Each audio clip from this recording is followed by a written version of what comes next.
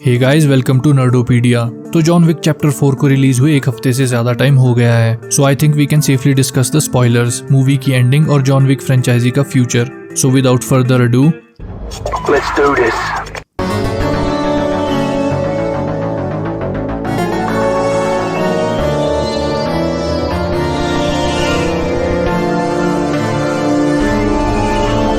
Video शुरू करने से पहले वही हमेशा की तरह एक छोटी सी रिक्वेस्ट, फ्यूचर में इसी तरह की वीडियोस के लिए चैनल को सब्सक्राइब करो। हाँ, तो John Wick chapter 4 latest data के according the movie is killing it critically and commercially, जो कि ये मूवी डिजर्व भी करती है। इसका अभी तक का वर्ल्ड वाइड कलेक्शन $200 मिलियन से ज्यादा का हो गया है and it's still going strong. R-rated movie के हिसाब से इसका बिजनेस बहुत सही चल रहा है। अब सिंस इस वीडियो के टाइटल में क्लियरली एंडिंग एक्सप्लेन्ड मेंशन्ड है, तो ऑब्वियसली इस वीडियो में स्पॉयलर्स होने वाले हैं। You have been warned. Okay, तो जॉन विक चैप्टर 4 में जॉन ग्लोबल लेवल पे हाई टेबल से टक्कर लेता है। हाई टेबल की तरफ से जॉन को हंट डाउन करने का काम करता है मार्की डे ग्रामॉन्ट। वो जॉन को मारने के लिए हर तरह के हथकंडे यूज करता है, but you guys know John Wick, that man is very hard to kill. John Marquis के हेंचमैन को मारता जाता है और मारता जाता है, बट एक पॉइंट पे उसे रियलाइज होता है कि वो जितनों को मारेगा उतने और आएंगे। उसे चाहिए था एक परमानेंट सॉल्यूशन। तभी विंस्टन जॉन को हाई टेबल के एक रिचुअल के बारे में बताता है, और वो रिचुअल होता है to end things with a duel, जैसा तुमने वेस्टर्न मूवीज में भी देखा होगा। बट डुएल की भी एक कंडीशन है, जॉन डुएल में तभी पार्टिसिपेट कर पाएगा अगर उसके डुएल के क्लेम को कोई इंपॉर्टेंट क्राइम फैमिली बैकअप करेगी। अब जॉन रुस्का रोमा क्राइम फैमिली से बिलोंग करता था, बट पास्ट में न्यूयॉर्क से स्मगल आउट होने के लिए उसने अपना फैमिली टिकट सेक्रीफाइस कर दिया था, जिस वजह से वो उस फैमिली का पार्ट नहीं था।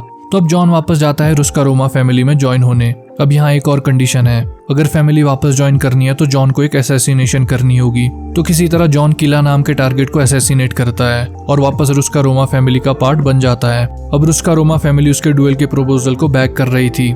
फिर विंस्टन मार्की के पास डुएल के प्रपोजल को लेकर जाता है और फाइनली डुएल का टाइम और प्लेस डिसाइड होता है एक इंपॉर्टेंट मेथड से। ये एक छोटा सा सीन था, बट जिस मेथड को डुएल के टाइम और प्लेस डिसाइड करने के लिए यूज किया है, वो जॉन विक यूनिवर्स की लोर और स्टोरी को ज्यादा डेप्थ और रिचनेस प्रोवाइड करता है।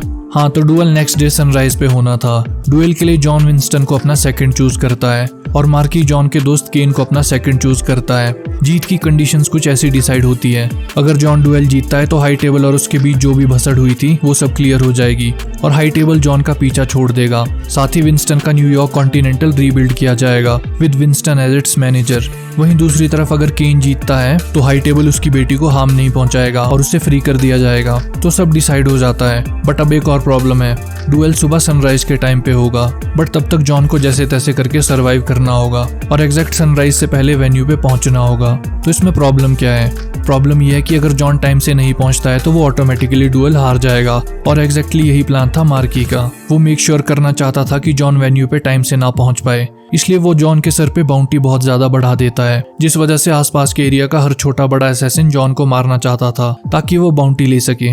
इसके बाद एक काफी लंबा फाइट सीक्वेंस चलता है जहां जॉन को बहुत सारे गून से लड़ना पड़ता है। लास्ट में वो वेन्यू की स्टेयर्स के पास पहुंच जाता है, जो कि बहुत ज्यादा थी, और अब इन स्टेयर्स के पास भी काफी ज्यादा मारपीट होती है। सनराइज होने ही वाली थी, जॉन को गूंज आगे बढ़ने ही नहीं दे रहे थे और बार बार स्टेयर से नीचे गिरा रहे थे। बट फिर जॉन की हेल्प करने केन आता है। अब केन के आने का क्या मतलब बना? देखो, केन की बेटी हाई टेबल से तभी फ्री होगी जब केन जॉन को डुएल में हराएगा, और हराएगा तो तब ना जब जॉन वेन्यू पे पहुंचेगा। तो इस वजह से केन जॉन की हेल्प करता है और फाइनली जैसे तैसे करके जॉन स्टेयर्स चढ़ के डुएल के डेजिग्नेटेड वेन्यू पे पहुंच जाता है और शुरू होता है एक वेस्टर्न स्टाइल डुएल। दोनों ने अपने बुलेट प्रूफ आर्मर्ड सूट्स उतार दिए थे और दोनों पार्टिसिपेंट सेंटर से 30-30 स्टेप्स दूर खड़े होकर पहला शॉट लेते हैं। दोनों के ही शॉट्स कनेक्ट हुए, बट बुलेट्स दोनों को टच करके निकली थी। No serious injury. इसके बाद शूटिंग डिस्टेंस डिक्रीज होता है। वो अब सेंटर से 20-20 स्टेप्स के डिस्टेंस से शूट करते हैं। इस बार भी दोनों के ही शॉट्स कनेक्ट होते हैं। बुलेट जॉन को शोल्डर पे लगी, बट केन को पेट पर गोली लगी जो जॉन से ज्यादा सीरियस थी।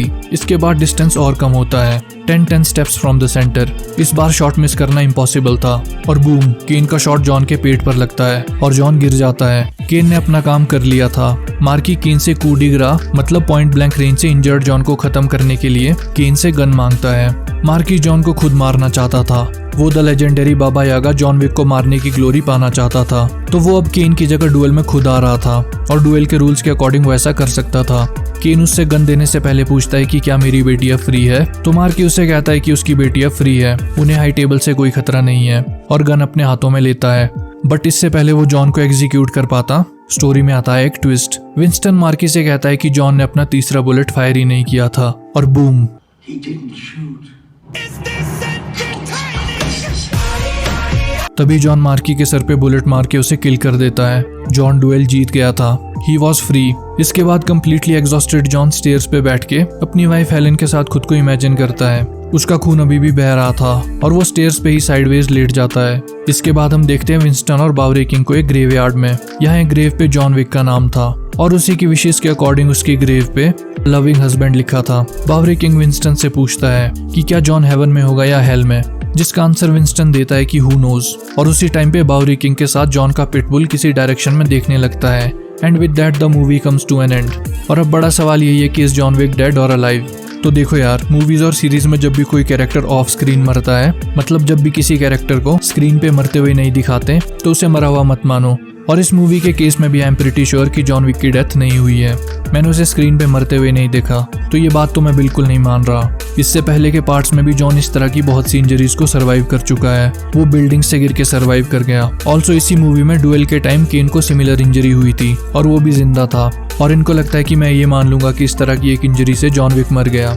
नो, जॉन ने मोस्ट प्रोबेबली अपनी डेथ को फेक किया, जिसमें बावरी किंग और विंस्टन ने उसकी ऑफ द ग्रिड जाने में हेल्प की होगी। जॉन प्रोबेबली रियलाइज्ड कि इवन इफ उसने डुएल जीत के हाई टेबल के साथ हिसाब चुकता कर लिया है, बट कल को हाई टेबल की तरफ से कोई और बंदा आकर कोई लूप होल ढूंढ के फिर से जॉन के पीछे पड़ जाएगा। तो जॉन चूज करता है ऑफ द ग्रिड जाना to live his life in peace. At least that's what I think. अब ये हुआ होगा या नहीं ये तो मुझे पता नहीं, but this was just my theory. I mean अगर मैं जॉन होता तो यही करता। अब एग्जैक्टली क्या हुआ होगा ये तो हमको इसके चैप्टर 5 में पता चलेगा। तो चैप्टर 5 के आने के कितने चांसेस हैं? काफी चांसेस है, क्योंकि इनिशियली जॉन विक चैप्टर 4 और 5 एक साथ शूट होने वाली थी, बट बाद में डायरेक्टर चैड स्टेहेल्स्की ने डिसाइड किया कि वो एक टाइम पे एक ही मूवी पे फोकस करेंगे ताकि मूवी की क्वालिटी को मेंटेन किया जा सके। तो ये बात तो हमको पता है कि इनिशियली चैप्टर 5 का प्लान था। फिर कुछ दिनों पहले चैड ने ये रिवील किया कि वो अभी कुछ टाइम के लिए जॉन विक से ब्रेक लेंगे।